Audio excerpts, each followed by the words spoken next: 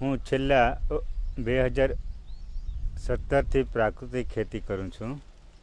પહેલાં અમે રાસાયણિક ખાતર, જંતુનાશક દવાનો બેફામ ઉપયોગ કરી ખેતી કરતા, પણ સમય જતાં ઉત્પાદનમાં ઘટાડો થતો, જંતુનાશક દવાનો ઉપયોગ વધારે થતો, ખાતર પણ દિવસે દિવસે વધારવા પડ્યો અને અમે નુકસાની તરફ જઈ રહ્યા હતા.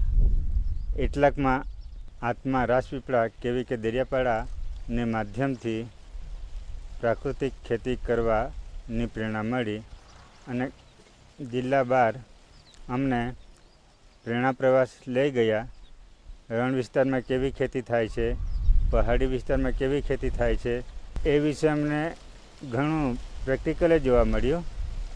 2017થી અમે પ્રાકૃતિક ખેતી કરવા તરફ વળ્યા. શરૂઆતમાં અમને ઉત્પાદનમાં થોડો ઓછો આવતો હતો પાકમાં, પણ હવે જીવામૃતને બનાવવાથી એ જમીનમાં અમે બનાવી જમીનમાં રેગ્યુલર આપતા ગયા. જંતુનાશક દવાનો ઉપયોગ પણ નહીં કરવો પડતો અત્યારે. રાસાયણિક ખાતરનો ઉપયોગ પણ નથી કરી શકતા અને ઓછા ખર્ચમાં વધારે ઉત્પાદન મેળવીએ છીએ. અમારે આજુબાજુના ખેડૂત મિત્ર એમને અવારનવાર એમની સાથે મળતા હોય, એમને ખેતીમાંથી કંઈક ઉત્પાદન મળ્યું હોય, આપણે ફળ ફળિયાદી કે શાકભાજી અમે ગ્રુપમાં જઈ બજારમાં આપતા હોય અને ભાવ અમને સારો મળે છે.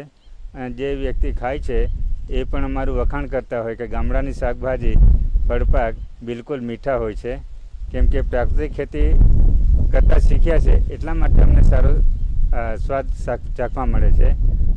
આ ચાલુ વર્ષમાં અમે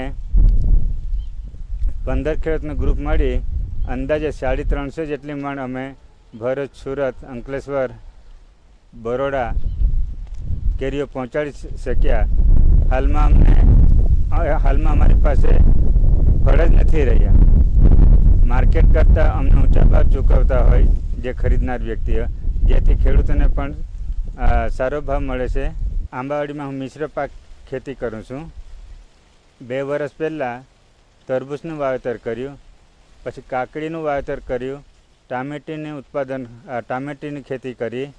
ચોમાસામાં તુવેરનો પાક અમે લેતા હોઈએ, શિયાળામાં મકાઈનો પાક આપણે લેતા હોઈએ અને ચાલુ વર્ષમાં મિશ્ર પાકમાં શાકભાજી કરી છે, મકાઈ કરી છે, મગફળી કરી, ચોળી કરી,